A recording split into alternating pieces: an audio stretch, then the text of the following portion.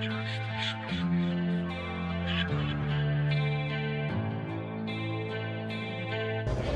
thank you for the interview. We are very pleased with you talking in Routière, our show. Okay. It's been like a year since we met you first in the Buenos Aires Auto Show. Can you tell us about the actual situation of Toyota Latin America and how is the balance in this year? Well, we just came off a fantastic year last year. In Latin America, our sales were up 22%, about 20% in Argentina, and 52% in Brazil. A lot of that has to do with the acceptance of the Etios, and now we bringing out the exciting new Corolla that's being very well accepted. In fact, we have a backlog on orders right now. Oh, perfect. So you tell us about the Etios. The Etios is like the key for Toyota to keep growing in Latin America or only in Brazil and Argentina. I mean, the rest of America is well, we're introducing the Etios to allow the entry-level vehicle buyer to become part of the Toyota family. It's a vehicle that has a lot of safety features in it. It's very roomy. The four-door is being well accepted for families, young families with children.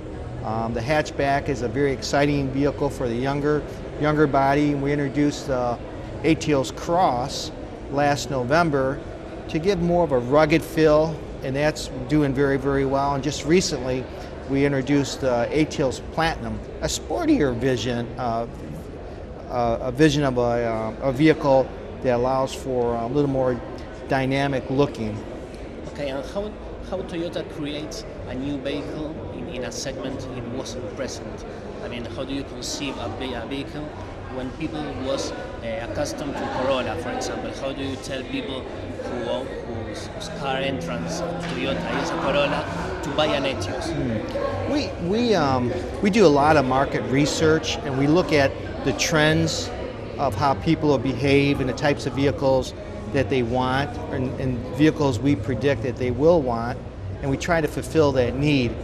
We're seeing entry-level people going more to the B segment than the A segment vehicles, and they're demanding more features in the cars. So almost Bluetooth has to be standard, and they want GPS systems and the latest radios and very high-tech vehicles nowadays. So I'm surprised that the Latin America buyer is a very sophisticated buyer. Yeah. And they demand the same type of vehicles that the Europeans want, the Americans want, and it's really refreshing the amount of knowledge that the Latin America buyer has about vehicles and the love and passion for vehicles. Yeah, great. So let's talk now about Corolla.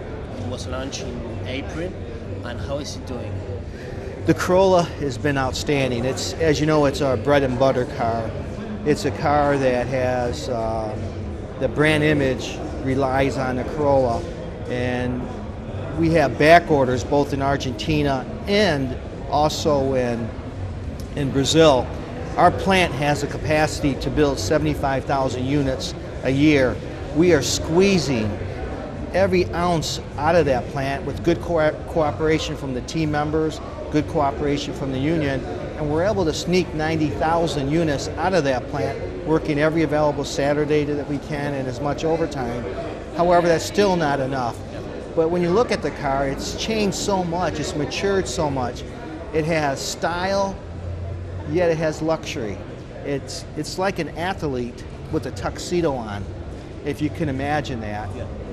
But it's doing very well. We're very happy with the results of the new Corolla and the quality. I'm a quality guy. I was a chief quality officer in the United States during our difficult times, so I have a severe eye for quality. And I'm really, really amazed at the good quality that they're producing both in Argentina and Brazil.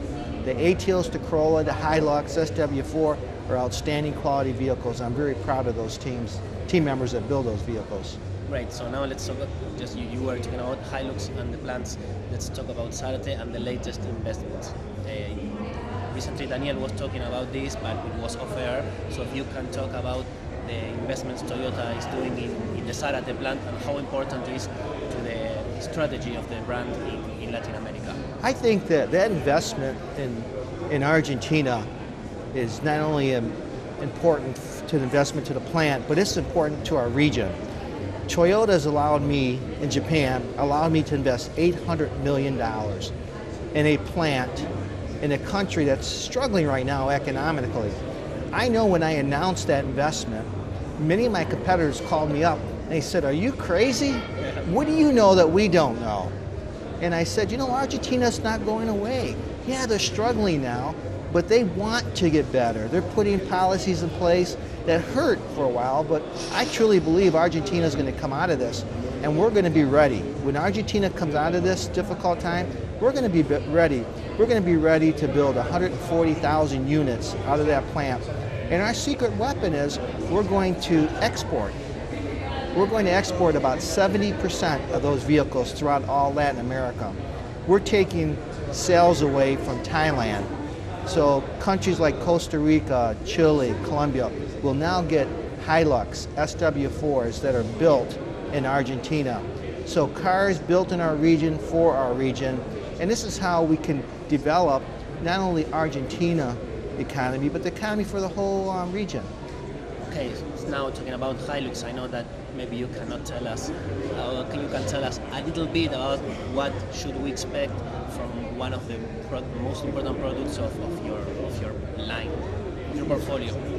Honestly, I can't talk about it, but I can tell you this. Yeah. If you look at the vehicles we've been coming out lately, the RAV4, the Corolla, all the Lexus vehicles, you've seen the NX, the pictures of the NX. Akio Toyota has his hands on every single vehicle that we manufacture. He has to drive and he has to okay every vehicle that meets his standard. Akio Toyota is a severe car guy. He loves cars. He bleeds cars. He's a race car driver, and he's very picky. And if you see the cars that he's been involved with, they're all exciting. The new Avalon in the United States is one of the best Toyota vehicles ever built. It's luxury. How do you get luxury and you get sporty and in the same car? He's got this eye and this passion to be able to do that. So stay tuned with the Hilux and stay tuned for the SW4 because the trend is continuing, and I think people are going to be totally floored. People should expect something big. I believe it's going to be the best truck in the world. Perfect. Steve, thank you very much. Thank you very much, and good luck to you.